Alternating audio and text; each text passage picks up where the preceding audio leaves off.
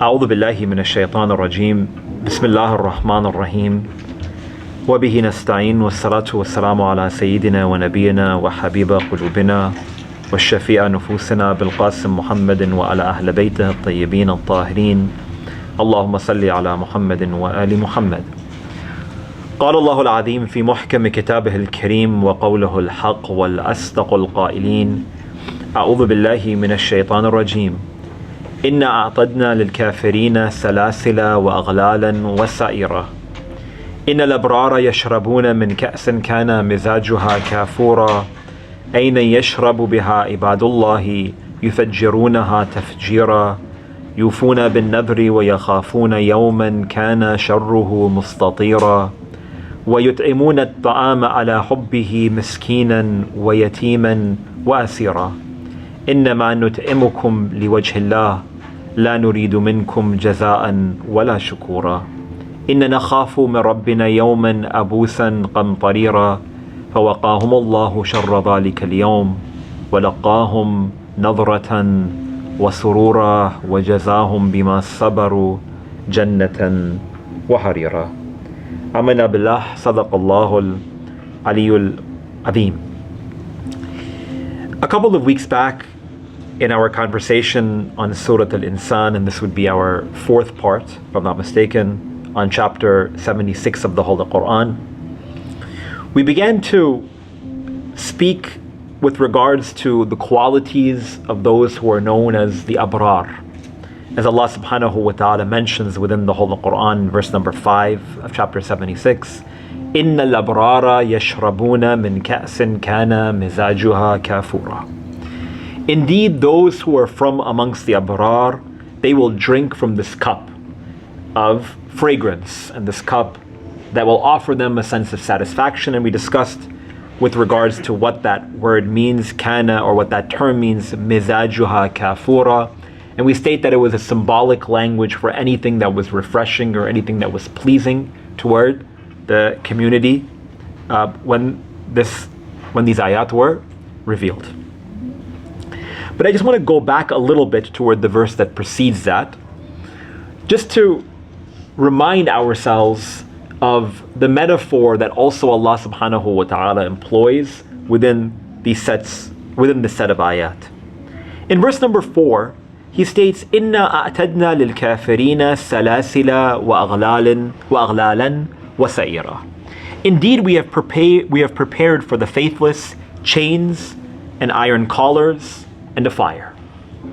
And we touched on the question of why is it that Allah subhanahu wa ta'ala speaks about punishment in the way that He does.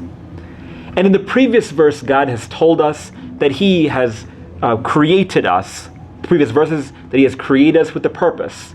And amongst the purposes that many people they see is the purpose of our existence is to be tried. And we stated that that's not the purpose of existence. It's a means toward the ultimate end, the ultimate purpose being to increase our knowledge and our ma'rifah of Allah subhanahu wa ta'ala. Amongst the ways that we get to that is by being held to account. Again, in the same way that I gave the example, that in a college classroom, you are told the objectives of that particular class from day one, right? These are the objectives of what it is that we're seeking for you to learn. And the way that you're going to get there is by me holding you to account. I tell my students in the first day of class that these are the objectives of the class, and the way that I'm going to get you to making sure that you're reaching the objective is by giving you assignments, by giving you reflection papers, by giving you a midterm paper, by giving you a final paper. We have to go through all of these classes. We're going to have to read this, and we're going to have to study this, and you're going to have to dissect this, and so on and so forth. That's the means to the end. The assessment, the exam, the paper, that's not the end in of itself. You did not come to the class to write papers. You came to the class to learn the material. Right? So Allah subhanahu wa ta'ala, just as a reminder, since we had a week break, He states subhanahu wa ta'ala, هل أتى على الإنسان حين من الدهر لم يكن شيئا مذكورا إن خلقنا الإنسان من نطفة أمشاج نبتليه, that we have created you so that we can try you, not that trial, test is the ultimate end, but is rather again the means to this ultimate end. إِنَّ هَدَيْنَاهُ السَّبِيلَ إِمَّا شَاكِرًا وَإِمَّا كَفُورًا. And we have guided you to the way, whether you choose to accept it or whether you don't. Someone says, then why is it that Allah subhanahu wa ta'ala, if He wanted me to be successful, why didn't He just put me on that path to be successful, right? If at the end of the day, Allah subhanahu wa ta'ala wanted me to ride on that path of gratefulness, then why didn't He just put me in a position where I could walk that path? Imagine, I tell these same students in my classroom that every single one of you at the end of the semester, I'm going to give you 100, right? Whether you come to class or whether you don't come to class, every one of you have 100. Students probably really, really happy about that, right? Probably make them feel great. But it made the entirety of the class is a fruitful, like a lack of fruitful of an exercise, right? There's no meaning that's attached or associated to it, right? It's just, you come to it if you want to learn, but at the end of the day, you have an A. What's the point? Or if I said the opposite, that no matter how much you work in this class, I'm going to give you an F. Doesn't matter, right? No matter what you do, you're going to fail. Again, I've taken out all of the essence of that particular material and of that particular classroom because I'm already assigning the ultimate end to everyone. And I've removed from every single one of my students this ability to demonstrate or initiate their own sense of free will. The angels of Allah subhanahu wa ta'ala were taught within the ayat of the Quran, the traditions of Ahlul Bayt alayhim salam, that the angels of Allah subhanahu wa ta'ala, they're appointed to perform specific duties and tasks. Allah subhanahu wa ta'ala tells them to stand, they stand. He tells them to bow, they bow. He tells them to prostrate, they prostrate. They do whatever Allah subhanahu wa ta'ala has assigned for them to do. And some people are like, oh, imagine I was an angel, I'd just be hanging out with God and I'd be in paradise, because angels are these really, really amazing, positive, whatever, examples and figures and creations of Allah subhanahu wa ta'ala. True. But what makes us unique is that we have the opposition to not bow and prostrate, though God has commanded us to bow and prostrate. Or on the flip side, that we can initiate via our own free will the ability to unveil and unlock that knowledge that Allah subhanahu wa ta'ala has created us to attain in this path of seeking. If the ultimate end is ma'rifah of Allah subhanahu wa ta'ala, it's much more meaningful if I attain it on my own fruition, due to my own diligence, and due to my own effort and focus, as opposed to someone has given it to me, right? That makes me different. In this world, in this society, we talk about, privilege, for instance. These individuals, they're more privileged than others because they were born into a family of wealth. They were born into a family where their skin color wasn't as dark as other people's. They were born into a, whatever, right? And that they have certain privileges that are associated and that they can identify with. Well, I don't necessarily have those, and I have others that that other folks don't have, right? The difference is that in this temporal realm of this dunya, we can associate and attach privileges, and people are ahead of the curve in materialism, in wealth, in society, so on and so forth. But in the world beyond this one, Allah subhanahu wa ta'ala knows what privileges we've been associated and attached to, and that His judgment and His justice is very different than the justice and judgment that we see in the world that we live in today. Fair enough? So when we speak about comparing the human being to the angels, again, in our definition, in our awareness and understanding, are the privileged creation. But because I have that free will to unveil and to unlock and to attain that ma'rifah of Allah subhanahu wa ta'ala, I have been gifted with the blessing to attain such incredible success in the world beyond this one. So when God states within verse number 3, Inna hadaynahu sabila imma shakiran wa imma kafura, that we have guided you to the right way, whether you choose to accept it or not, that's your own choice at the end of the day.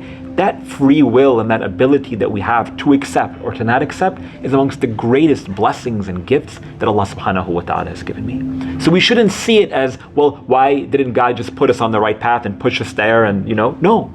We should actually see the opportunity for us to attain that ma'rifah of Allah subhanahu wa ta'ala during the course of our days, during the course of our years, during the course of our existence, as a privilege and a blessing that God has given me. Because again, the curve that I can attain in terms of bounty and blessing in the world beyond this one is that much more real and that much more tangible in comparison with the angels. Does it make sense? Okay. So then when Allah subhanahu wa ta'ala, again just to quickly recap, He states in verse number 4, إِنَّا أَعْتَدْنَا لِلْكَافِرِينَ سَلَاسِلَ وَأَغْلَالًا وَسَعِيرًا, that we have indeed prepared for the faithless chains and iron collars and fire and all of these very descriptive words that strike fear into our heart. But in reality, it also demonstrates to us is not only that these are physical manifestations, but the greatest pain that a believer has is in terms of their spiritual distance from Allah subhanahu wa ta'ala. That in this world, when the only thing that we think about is ourselves, in this world when the only thing that we think about is materialism, is physical reward, is money, is power, there are all of these things that are linked to our bodies. At the end of the day, that is what is feeding everything that we have the capacity to attain in terms of punishment in the world beyond this one. When we find God and we feel the presence of Allah subhanahu wa ta'ala, there is no pleasure like that pleasure. There is no pleasure like that pleasure. Not food, not sleep, not sex, not wealth, not drink, none of that. Because when you're close to Allah subhanahu wa ta'ala, everything in your life makes more sense and it offers you a sense of peace and contentment unlike anything else. And in the world beyond this one, for those individuals who are consistently distant from Allah subhanahu wa ta'ala, this is the embodiment of their deeds, the embodiment of their actions. Their soul has been cultivated toward being okay with all of those realities in terms of punishment in the world beyond this one. And closeness and proximity is symbolic of the drink and of the couch and of the food and all of that kind of stuff, because the believer doesn't care about those things, not in this dunya, not in akhirah. The only thing that they care about is attaining that ma'rifah of Allah subhanahu wa ta'ala, as we'll talk about in just a moment. So when God states, إِنَّا أَعْتَدْنَا لِلْكَافِرِينَ سَلَاسِلَ وَأَغْلَالًا وَسَعِيرًا, or when God mentions this descriptive nature of punishment in the world beyond this one, on one level, yes, it's real. But on a much deeper level, it's not only a physical manifestation of punishment, but it's also symbolic of just distance from God. And that distance from Allah subhanahu wa ta'ala might as well be iron collars. They might as well be fire. It might as well be punishment, because I'm distant from my Creator. And at the end of the day, everything in my existence is to fulfill my purpose, which is to increase in my knowledge and my ma'rifah of Allah subhanahu wa ta'ala. And then God states, إِنَّ الْأَبْرَارَ يَشْرَبُونَ مِنْ كَأْسٍ كَانَ مِزَاجُهَا كَافُورًا. Indeed, the abrar, they will drink from this drink that is going to quench their thirst, so to say. But in the Arabic language, the word abrar is translated in my translation in front of me as the pious, otherwise as the righteous. And if you go to the root, some linguists, they state that the word abrar, those who have bir, are those individuals who have reached the state whereby they will never allow for themselves to harm anyone else. Meaning that their care and concern for others, those around them, they offer more care to those around them than their own selves. They're willing to sacrifice, they're willing to give, they're willing to struggle if it means others in being in a state of comfort and happiness and so on and so forth. Which is very, very beautiful and which is very unique. The way that we think about life, right, is such that once I'm comfortable, everyone else can be comfortable. And that's not necessarily a wrong way to think, right?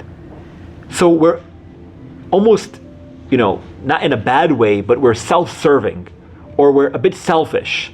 Once I have enough money to be comfortable in my life, then I can spend out of my wealth and contribute in charity. But if I don't have enough money, why would I give out of my own money to help someone else eat, right? I want to eat well, and then others will also eat. I want to dress well, and then others will also dress well.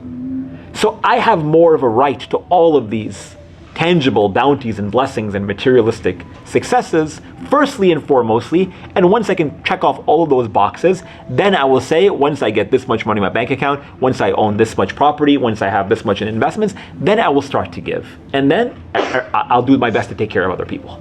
So I need to make sure that I'm qualifying and fulfilling all of my duties and my responsibilities to myself and to my family, because no one else is important as me and my family first. Even we might not say that physically, but subconsciously we're consistently thinking that.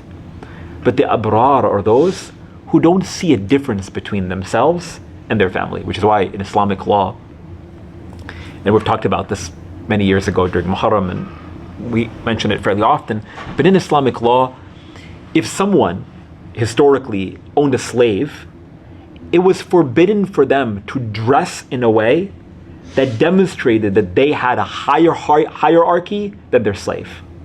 And the same food that they would be eating, their slave would also have to eat the same food. It was to get into the psychology of that early Muslim community in Medina, that there should be no difference between you and them. And that we have to humble ourselves to that state whereby at the end of the day, anyone who is my responsibility, they should be in the same economic standing as me, and I need to treat them and elevate their station such that they are to resemble my station. Does that make sense? So when Allah subhanahu wa ta'ala, He states, إِنَّ الْأَبْرَارَ يَشْرَبُونَ مِنْ كَأْسٍ كَانَ مِزَاجُهَا كَافُورًا, that the abrar, they shall drink from this cup in paradise. Number one, the abrar are those who have a sense of care and are willing to sacrifice for others. And then number two, this drink that we're talking about, we said that it was symbolic of this refreshing drink. But even more than that, if we go back to the ultimate theme and the ultimate goal and objective of Surah al-Insan, which is to fulfill our objective of increasing our ma'rafah of Allah subhanahu wa ta'ala, then that drink can also be symbolic of increasing our knowledge, a drink of knowledge, so to say, right? Of the divine of Allah subhanahu wa ta'ala. عَيْنًا يَشْرَبُ بِهَا عِبَادُ اللَّهِ يُفَجِّرُونَهَا تَفْجِيرًا, and they will drink from the spring that consistently gushes forth, that is reserved only for the servants of Allah subhanahu wa ta'ala. Again, on one level, on the physical level, it could be this drink from the spring that gushes forth, that quenches the thirst for those who have attained paradise. But in paradise, it's not only about reaping reward, we also want to continue to elevate our station in the world beyond this one. Like we said a couple of weeks ago, that paradise has different levels to it. And nobody ever likes to be complacent. You say you want this much money, once you get that much money, you want more money. You get this much education, you say once I get that degree, I'm going to be satisfied, you want another degree. You get this, and you only want something more thereafter. In paradise, Allah subhanahu wa ta'ala knows that that's the innate nature that He created the human being with. So it doesn't suffice that we only get to paradise, right? No matter what level that we're in, inshallah we all get to paradise in the highest rank, inshallah we all get to paradise, even if it's in the lowest rank. But then slowly we're building up, right? To where we want to be, where we need to be. And that growth and that learning and that cultivation doesn't end once you get to paradise. That's not the purpose of creation, like we said before. What's the purpose of creation? To increase our knowledge, to increase in this ma'rafah of Allah subhanahu wa ta'ala. So tomorrow, I know a little bit more about God. When I die and when I get lowered into the grave, and when you all recite some Quran for me, I will also be increasing in my knowledge of Allah subhanahu wa ta'ala. And when I get raised on the Day of Judgment, I will be exposed to another reality of the creation of God. And in paradise, I will be exposed to another, the bounty and the blessing of Allah subhanahu wa ta'ala. But at the end of the day, I still don't know God. I only know God through His attributes. I know Him through His mercy. I know Him through His gentleness. I know Him through His compassion. I know Him through His love. But I want more mercy. I want more compassion. I want more love. So I want to elevate my rank in paradise, slowly, so that I'm getting to the station of the Prophet and his family. But you know what? They're at a station that I can't attain. So I'm going to keep on working, and then they're also attaining in their station, right? So it's this cycle that never ends. And that's something nice. Nobody ever wants to be satisfied and complacent and just be okay with where we're at. You follow what I'm saying? So when Allah subhanahu wa ta'ala states, أَيْنًا يَشْرَبُ بِهَا عِبَادُ اللَّهِ يُفَجِّرُونَهَا تَفْجِيرًا, that the believers, the abrar, those who don't harm anyone else, who treat others with respect, that they will be drinking from the spring that is reserved for the servants of Allah. again, it's not only a spring of water that will quench the thirst, but it will be, again, that ability to attain knowledge, an increase in our ma'rifah, perhaps symbolic of what it means to continue to move forth and to grow. And he states in verse number 7, يُوفُونَ بِالنَّذْرِ وَيَخَافُونَ يَوْمًا كَانَ شَرُّهُ مُسْتَطِيرًا. And they fulfill their promises, and they fear a day whose ill will be widespread, meaning that they will fear the day of judgment, when everything on that day has the potential to go wrong. The abrar, yes, the abrar, yeah. So number one, their first quality, yufuna bin nadr, that they fulfill their promises. Number two, yakhafuna yawman, they have the sense of fear.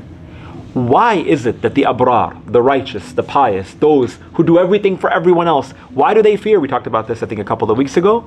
Because at the end of the day, they strive to taking every single precaution and be so careful with every one of their deeds, and they're always thinking about the day of accountability, which prepares them adequately for that day. In reality, when we're more careful about our tasks at work, at school, with our diet, with whatever, we're going to be much more successful because we're taking every single possible precaution. And what do? Allah subhanahu wa ta'ala states, وَيُطْعِمُونَ الطَّعَامَ عَلَى حُبِّهِ مِسْكِينًا وَيَتِيمًا وَأَسِيرًا. And those who are from amongst the abrar, they feed others out of their love for Him subhanahu wa ta'ala.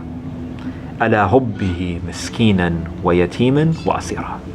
We stopped over here, if I'm not mistaken, last time. What does it mean with this question? What does it mean to feed out of the love of Allah subhanahu wa ta'ala? What does it mean to love God in the first place? There are 3 different levels of what it means to loving Allah subhanahu wa ta'ala. The first level is on the most basic, tangible, physical level. I love Allah subhanahu wa ta'ala because Allah subhanahu wa ta'ala, He gives me things. Our relationships with people many a times are very basic or very surface level. I love you because you give me things. A child to their parents. If you don't give me this, I won't love you. I don't love you, right? The minute that you give it to me, I love you. You see it all the time, right? You give a child a gift, they'll express their love for you. You dangle a gift in front of your child and say, I'm not going to give this to you, they hate you, right? Because they understand relationships by physical things. We are actually very similar as adults too, right? We just don't express it very openly, but someone doesn't do you a favor that you ask them to do, for whatever reason, even if they have a good reason, all of a sudden we don't want to talk to them anymore. And our relationships with Allah subhanahu wa ta'ala many times is exactly the same way. Oh Allah, I ask you for money, why you didn't give me this job? Oh Allah, I really want to get married to this person, why not facilitating it for me?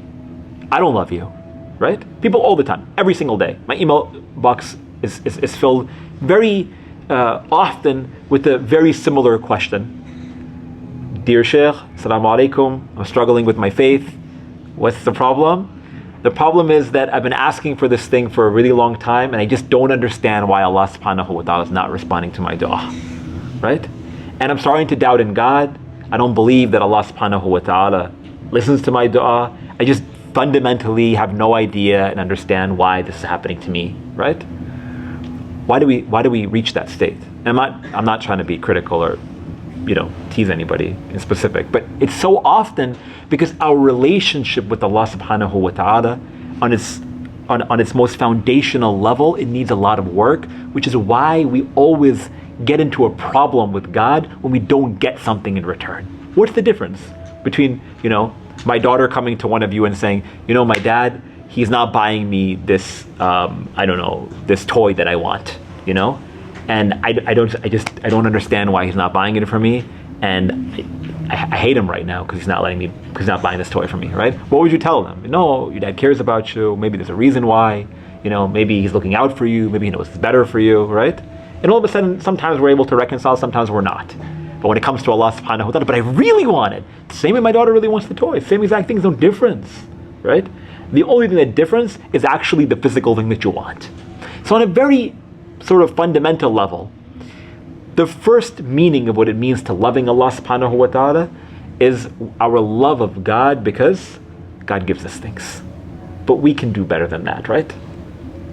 The second definition, or the second manifestation of what it means to loving Allah subhanahu wa ta'ala is the love that we have of Allah subhanahu wa ta'ala because of a recognition of God's names and His attributes. And this is a higher level, okay? A little bit more depth. I love God because God is merciful. I love God because God is love. I love God because God is compassionate. I love God because God is generous. So you go to your significant other, your mom, your dad, your spouse, your child, and you tell them that I love you. Why do I love you? Because you're funny. I love you because you're beautiful. I love you because you're rich. I love you because, right? I love you because you are intelligent, right? All of these are on that very basic level of love, on the basis of physical, tangible things. You follow? What somebody wants to hear when they ask, do you love me, is, yes, I love you. Why do you love me? Because you're you, right? That means a little bit more, because you're not only speaking about love on a physical, tangible level, you're talking about who they are essentially. You're attaching their attributes to their essence. You're saying, I love you because you're you. So even if you lose all your wealth, or you're no longer funny, I still know who you are, and I love you for being you. Make sense? It doesn't make sense, but it makes sense, right? And it's a deeper sort of form of love. So I say, oh Allah, Ilahi anta kama uhib, like in the words of Ali alayhi salam, faj'alni kama tuhib. You are that which I love. I love you because you are the most merciful. I love you because you are the all just. I love you because of who you are, subhanahu wa ta'ala. It's a higher form of love. So I'm not worried about what I'm getting, what I'm not getting. I'm not worried about my trials, my tribulations. I'm not worried about if I'm sick, or if I'm healthy, or if I'm wealthy, or if I'm poor, or if I lost all of my family, or if I have all of my family. If I have money, or if I don't have money. If I wake up tomorrow, or if I don't wake up tomorrow. I love Allah subhanahu wa ta'ala because I'm not going to attach my love to Him with anything that has anything to do with me. You follow what I'm saying? It's a higher form of love. That's what we're working toward. But then even beyond that, there's another form. And that is not only that love that we have of Allah subhanahu wa ta'ala because He is Allah subhanahu wa ta'ala, but it's a special love. A love that Allah subhanahu wa ta'ala facilitates within our hearts, where He places His love in our heart such that we express it in ways whereby we're willing to give up everything for Him azza wa jal. This is exemplified in the story of Al-Hussein alayhi salatu wasalam. Of course we know that Imam Al-Hussein, the grandson of the Messenger of God, he loves God because he knows who Allah subhanahu wa ta'ala is. But he loves Allah subhanahu wa ta'ala so much to the extent where he doesn't see anything else other than Him azza wa jal. And that's also exemplified in these ayat of the Holy Quran. وَيُطْعِمُونَ الطَّعَامَ عَلَى حُبِّهِ مِسْكِينًا وَيَتِيمًا وَأَسِيرًا, and they give food out of their love for Him subhanahu wa ta'ala to the needy and to the orphan and to the captive. And this verse of the Holy Quran, or these verses of the Holy Quran, are unanimously revealed in honor of Ahlul Bayt, peace and blessings be upon them. Specifically in honor of Rasulullah Muhammad and Ali and Fatima and Hassan and Hussein, by all Muslims. With the details of this anecdote perhaps differing, what happens? It is stated that Al-Hassan and Al-Hussein, according to one anecdote, according to one report, Al-Hassan and Al-Hussein, peace and blessings be upon them, the grandchildren of the Messenger of God, they had fallen very ill. They had fallen very ill during a time of plague. And when Ali and Fatima, peace and blessings be upon them, saw them in a state of this illness, they made a nadhr, they made a vow to Allah subhanahu wa ta'ala that if Allah subhanahu wa ta'ala cures them, that they will fast for 3 consecutive days. And it is stated that Allah subhanahu wa ta'ala, eventually He cures Al-Hassan and Al-Hussein, the grandchildren of the Messenger of God, and they, along with the Messenger Muhammad sallallahu alayhi wa alihi wasallam, they commit toward fasting for 3 consecutive days. They didn't have much because they were known to being amongst those in the city of Medina that whenever someone sought anything, they needed anything, be it food, be it drink, be it clothing, they knew exactly where to go, and that was to the house of the daughter of the Messenger of God. So to the extent that the report even states that Lady Fatima, peace and blessings be upon her, the daughter of the Messenger of God, that she went to a neighbor in order to borrow wheat and barley so that she can make bread. And she bakes this bread, and at the time of iftar, somebody comes to their door. وَيُطْعِمُونَ الطَّعَامَ عَلَى حُبِّهِ مِسْكِينًا. Someone who was poor came to their door and said, "Oh, daughter of the Messenger of God, I heard that if I'm in a state of struggle and I don't have any food, I don't have any wealth, I don't have anything, that this is the home to go to." And she said, "Yes." She said, I'm hungry. So at that moment, she gives out of their bread toward this needy person. A second day, that an orphan had come to their door saying, "Oh, family of the Prophet, I was told and I'm aware that if I need anything, that I come to this home." And they said, "This is true." And so they didn't have bread to break their fast that day either, and they gave out of their own bread. And thirdly, there was a captive who had been freed and who came to their home. And again, Ali and Fatima had given the bread toward this person.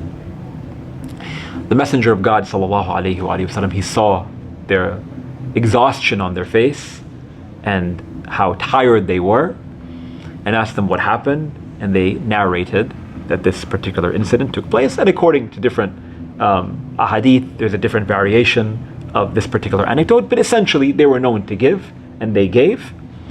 وَيُطْعِمُونَ الطَّعَامَ عَلَى حُبِّهِ مِسْكِينًا وَيَتِيمًا وَأَسِيرًا. They are those who give, the abrar are those who give out of their love for him subhanahu wa ta'ala, to the needy and to the orphan, to the captive. إِنَّمَا نُطْعِمُكُمْ لِوَجْهِ اللَّهِ. And they say this line, إِنَّمَا نُطْعِمُكُمْ لِوَجْهِ اللَّهِ لَا نُرِيدُ مِنْكُمْ جَزَاءً وَلَا شُكُورًا. And this is the beauty. The anecdote is one, but their language is even more beautiful. They would state that we feed only for your sake. إِنَّمَا نُطْعِمُكُمْ لِوَجْهِ اللَّهِ. In the Arabic language, wajhillah literally means for the face of God, but it is symbolic of meaning for God's sake. Like we would say for God's sake, that we only feed for the sake of Allah subhanahu wa ta'ala. I don't need anything in return. I'm not doing this in a transactional manner, which is why many would argue that the first part of this anecdote of Ali and Fatima making the vow to Allah subhanahu wa ta'ala and saying, "Oh Allah, that if you cure my children, then I will do this," that some would argue that this is not the etiquette of Ali and Fatima, peace and blessings be upon them. I mean, Allah cured them and then they did it. But they didn't make a vow because they weren't concerned, right? They knew that they were under the protection of their Lord, meaning the children of Rasulullah. إِنَّمَا نُطْعِمُكُمْ لِوَجْهِ اللَّهِ لَا نُرِيدُ مِنْكُمْ جَزَاءً وَلَا شُكُورًا. We don't want any reward from you, nor any thanks. Meaning, we don't want anything from anyone, not from the captive, not from the poor, not from the orphan who came to their home. In fact, it was the custom of Ahlul Bayt alayhim as-salam. And we hear this from a hadith from Imam al-Hussein, salamullah alayh, that he advises us that when someone comes to you and asks you for charity, asks you for a favor, that don't allow for them to show their gratitude to you. Meaning you show your gratitude to them for giving you the ability to serve. You see the difference? What do we expect? We do something for someone and we wonder, where are they? Why are they not thanking me? Did they have any idea of how much, stress that I had to go through to do this X and Y and Z for them? No. If we truly did something for the sake of Allah subhanahu wa ta'ala, then we're not concerned, we're not worried about whether or not we receive any sense of gratitude in return or no, because we did it for Allah subhanahu wa ta'ala. And it's hard, right? It's hard. Think about it, right? If you take a look in the world that we live today, someone donates towards something. When they donate toward any good cause, whatever it might be, they always want some, at the very least, they want gratitude. I'm going to give this money, and they expect an email of thanks in return, and we should, right? Our responsibility, if someone gives, is to reciprocate. But on the one who gives, our assumption should be that we don't want anything, nor are we looking forward to anything in return. Today, when someone gives to any particular cause, there's all of these intangibles attached to it. They want everyone to know that I'm the one who gave, right? For instance. No. إِنَّمَا نُطْعِمُكُمْ لِوَجْهِ اللَّهِ لَا نُرِيدُ مِنْكُمْ جَزَاءً. That we don't want any reward. I don't want a reward from you, O orphan, who has asked me for food. وَلَا شُكُورًا, nor do I need any gratitude. إِنَّا نَخَافُ مِنْ رَبِّنَا يَوْمًا أَبُوسًا قَمْطَرِيرًا. That the only thing that we're concerned about, which is why we gave, is the fear that we have of that day. Again, the abrar are those who are so focused and so diligent and so worried. They're always treading on this path of concern, of fear, and of hope. At the same time, consistently, إِنَّا نَخَافُ مِنْ رَبِّنَا, surely we fear from our Lord that day where everyone will be frowning, and on that day, which is going to be the day of account. فَوَقَاهُمُ اللَّهُ شَرَّ ذَلِكَ الْيَوْمِ. And then Allah subhanahu wa ta'ala responds. So this is the words of Ahlul Bayt, for instance, or the qualities of the abrar. They say, we don't want anything, not thanks, not gratitude, not any reward. The only thing that we fear, or the only thing that the reason why we give is because we fear that day. And Allah subhanahu wa ta'ala says, because of that fear and because of their sincerity in what is that they give, God responds to them in verse number 11. And He says, فَوَقَاهُمُ اللَّهُ شَرَّ ذَلِكَ الْيَوْمِ. And so God will protect them on that day. وَلَقَاهُمْ نَظْرَةً وَسُرُورًا. And will meet them with happiness and with joy. وَجَزَاهُمْ بِمَا صَبَرُوا جَنَّةً وَحَرِيرًا. And that God will reward them on that day, on the day of judgment, due to their patience in this dunya. It's hard to sacrifice and to be sincere and to give out of yourself and to give out of your wealth and to give out of your time to deal with people. It's not easy. So that requires patience. And Allah subhanahu wa ta'ala is aware of that patience, because we don't get instant results. There's no sense of sort of instant gratification in this regard. وَجَزَاهُمْ بِمَا صَبَرُوا جَنَّةً وَحَرِيرًا. He will give them the gardens of paradise, and He will give them garments of silk. What does that mean? Number one, paradise, the gardens. We talked about that a couple of weeks back. And similarly, when Allah subhanahu wa ta'ala talks about what will be physically adorned with in terms of clothing, again, on one level, it could very well be the reality of what it is that we're wearing. But in addition to that, it stands for something a bit deeper. It means that we'll be comfortable, that we'll be content. And there's nothing more pleasurable, nothing that offers us more happiness than being content, when we don't have anything else to worry about. مُتَّكِئِينَ فِيهَا عَلَى الْأَرَائِكِ وَيَرَوْنَ فِيهَا شَمْسًا وَلَا يَرَوْنَ فِيهَا شَمْسًا وَلَا زَمْهَرِيرًا. And that they, the abrar, they will be amongst those who will be reclining on their couches. And they will find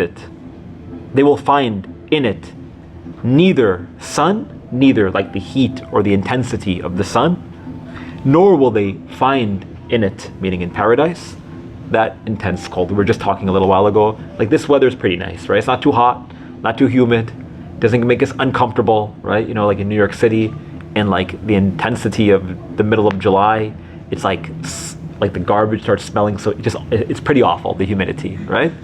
Neither is it, you know, the end of January and it's like freezing cold where you walk outside and you're like, your fingertips like feel like they're frozen before you even like get outside, right?